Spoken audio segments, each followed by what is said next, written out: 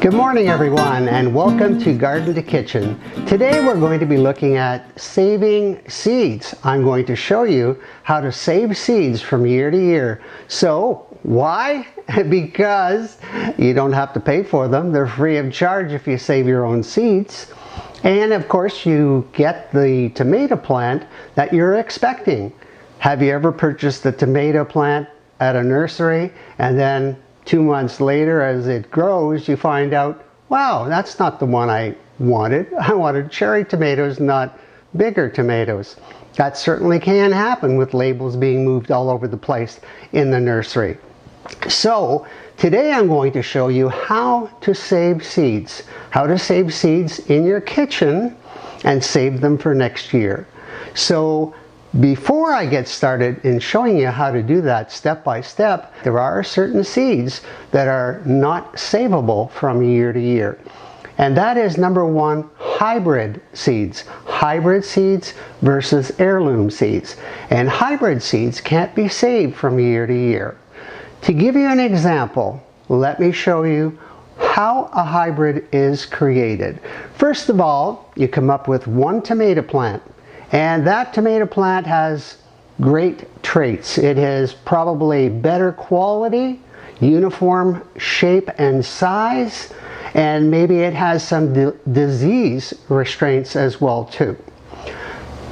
Tomato plant number two, it might have early maturity, higher yields, and perhaps it's a great traveler, and that's important for people who ship tomatoes around the world and around the country. Now, how is the hybrid created? Well, the pollen from plant A is carried over manually by hand and applied to the pistil of the flower of the second tomato plant. And as a result of that, it's going to create a hybrid plant. And that has to be done every year by the manufacturers of the hybrid seeds. So the only way you can get a hybrid is by purchasing them from a seed manufacturer. Heirloom plants, on the other hand, are delicious. They have unique flavors, and that's why they're so popular in today's market. Heirloom plants have to be at least 50 years old in order to qualify them as an heirloom status. And that reminds me of the Cherokee purple tomato plant that is delicious, that it's been passed down through the Cherokee Indians in Tennessee over 100 years ago. Today, of course, we're going to be saving seeds from Brandywine, and the reason I'm using Brandywine, it's just so delicious, such a delicious tomato.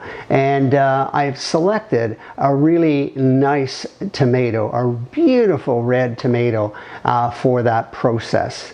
So let's get started, and I'm going to show you step by step how to save seeds so you can grow your own heirloom plants next spring. First thing you want to have is a large vessel like this one here and a glass. Brandywine, similar to this, you cut it in half like that, and on this side as well too. So now you have it in 4 pieces. What you do is you squeeze it so that you get all the pulp and most of the seeds. There we go, there's number 1. Number 2 is here. Whoa, it's getting kind of squishy out here.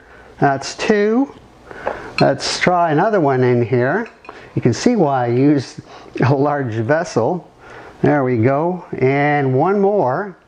Hopefully we'll have some seeds from these Brandywine tomato. All right, so here we have a little bit of a slush that I'm going to pour into the glass. So here you have it.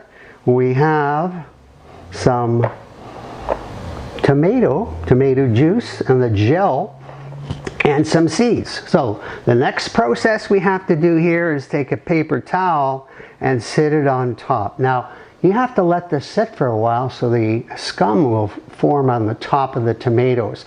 So what I did is I put this out in my garage and let it sit there for about 5 or 6 days. And after sitting there for about 5 or 6 days, a scum started to form on the top.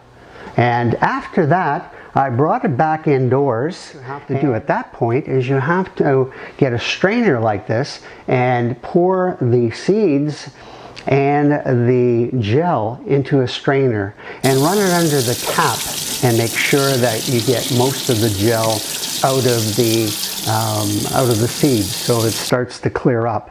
The second part is to place the seeds into a paper plate like this one here, and so they can dry out. And what I've done is I've used a toothpick to move the seeds around so that they wouldn't be touching each other. So that worked really well, and after a couple of days of sitting in the kitchen, they dried out considerably, and I was able to transfer them to a plastic bag, and then hopefully they were going to germinate.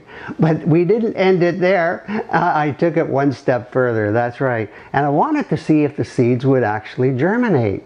So what I did is I took this barbecue container. I bought a barbecue chicken at the grocery store. And these are just terrific seed germinating devices that you can use, and it has pre-drilled holes on the top, so it's great for creating the humidity in order for the seeds to germinate.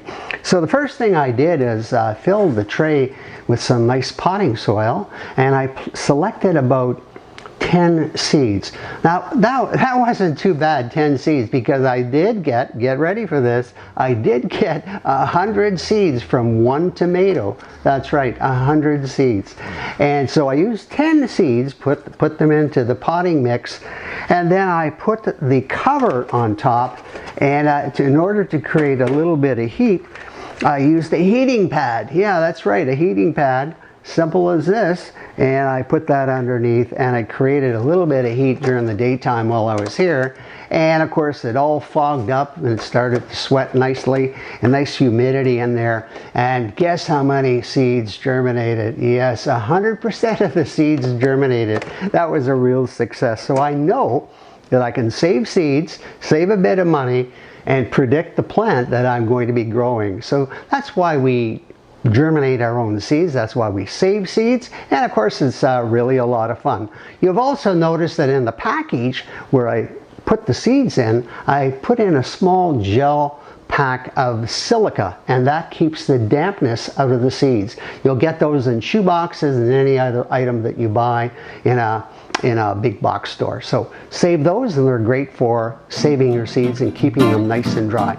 So that's something you can do. Now's the time to do it, so you can save your seeds for next spring. So get out there and save those seeds. So thanks for watching. Don't forget to subscribe. Don't forget to hit that button on the bottom right hand corner, and we'll see you next time. Thanks a lot for watching. Bye bye.